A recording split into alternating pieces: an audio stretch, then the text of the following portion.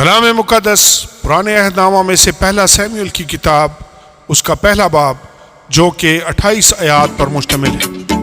الکانا اور اس کا خاندان سیلا میں۔ افرایم کے کوہستانی ملک میں راما تیم سوفیم کا ایک شخص تھا جس کا نام الکانا تھا۔ وہ افراہیمی تھا اور یروحام بن الیہو بن توہو بن سوف کا بیٹا تھا۔ اس کے دو بیویاں تھیں، ایک کا نام ہنہ تھا اور دوسری کا فننا، اور فننا کی اولاد ہوئی پر ہنہ بے اولاد تھی۔ یہ شخص ہر سال اپنے شہر سے سیلا میں رب الافواج کے حضور سجدہ کرنے اور قربانی گزراننے کو جاتا تھا، اور ایلی کے دونوں بیٹے حفنی اور فیناس جو خداوند کے کاہن تھے وہیں رہتے تھے۔ وہ جس دن الکانا ذبیحہ گزرانتا وہ اپنی بیوی فننا کو اور اس کے سب بیٹے بیٹیوں کو حصہ دیتا تھا، پر ہنہ کو دونا حصہ دیا کرتا تھا، اس لیے کہ وہ ہنہ کو چاہتا تھا، لیکن خداوند نے اس کا رحم بند کر رکھا تھا اور اس کی صوت اسے کڑھانے کے لیے بے طرح چھیڑتی تھی، کیونکہ خداوند نے اس کا رحم بند کر رکھا تھا۔ اور چونکہ وہ سال بسال ایک ہی کرتا تھا جب وہ خداوند کے گھر جاتی، اس لیے فننا اسے چھیڑتی تھی، چنانچہ وہ روتی اور کھانا نہ کھاتی تھی۔ سو اس کے خاوند الکانا نے اس سے کہا، اے ہنہ، تو کیوں روتی ہے اور کیوں نہیں کھاتی، اور تیرا دل کیوں آزردہ ہے؟ کیا میں تیرے لیے 10 بیٹوں سے بڑھ کر نہیں؟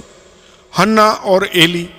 اور جب وہ سیلا میں کھا پی چکے تو ہنہ اٹھی۔ اس وقت ایلی کاہن خداوند کی ہیکل کی چوکھٹ کے پاس کرسی پر بیٹھا ہوا تھا، اور وہ نہایت دلگیر تھی۔ سو وہ خداوند سے دعا کرنے اور زار زار رونے لگی، اور اس نے منت مانی اور کہا، اے رب الافواج، اگر تو اپنی لونڈی کی مصیبت پر نظر کرے اور مجھے یاد فرمائے اور اپنی لونڈی کو فراموش نہ کرے اور اپنی لونڈی کو فرزند نرینہ بخشے، تو میں اسے زندگی بھر کے لیے خداوند کو نظر کر دوں گی، اور اس طرح اس کے سر پر کبھی نہ پھرے گا۔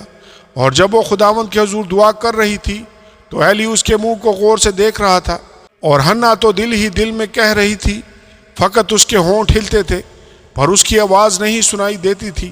پس ایلی کو گمان ہوا کہ وہ نشہ میں ہے۔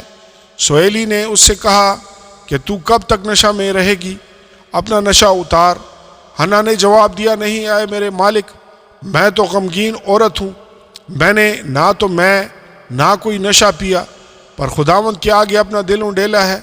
تو اپنی لونڈی کو خبیث عورت نہ سمجھ، میں تو اپنی فکروں اور دکھوں کے ہجوم کے باعث اب تک بولتی رہی۔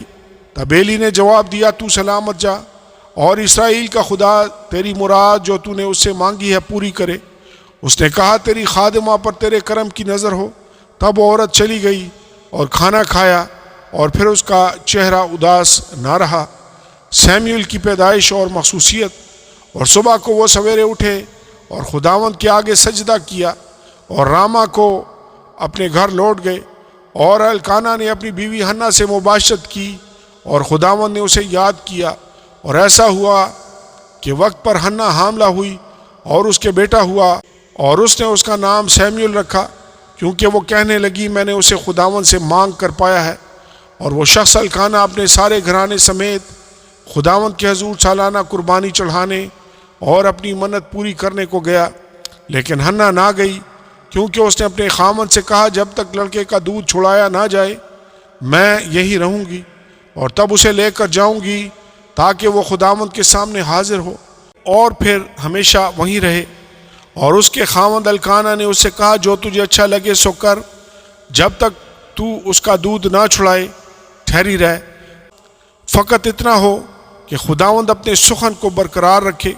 سو وہ عورت ٹھہری رہی اور اپنے بیٹے کو دودھ چھڑانے کے وقت تک پلاتی رہی، اور جب اس نے اس کا دودھ چھڑایا تو اسے اپنے ساتھ لیا، اور 3 بچڑے اور 1 ایفا آٹا اور مے کی 1 مشق اپنے ساتھ لے گئی، اور اس لڑکے کو سیلا میں خداوند کے گھر لائی، اور وہ لڑکا بہت ہی چھوٹا تھا۔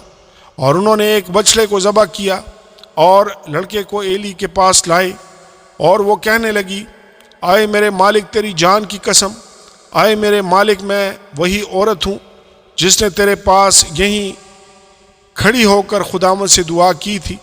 میں نے اس لڑکے کے لیے دعا کی تھی، اور خداوند نے میری مراد جو میں نے اس سے مانگی پوری کی، اسی لیے میں نے بھی اسے خداوند کو دے دیا۔ یہ اپنی زندگی بھر کے لیے خداوند کو دے دیا گیا ہے۔ تب اس نے وہاں خداوند کے آگے سجدہ کیا۔ آمین اور آمین۔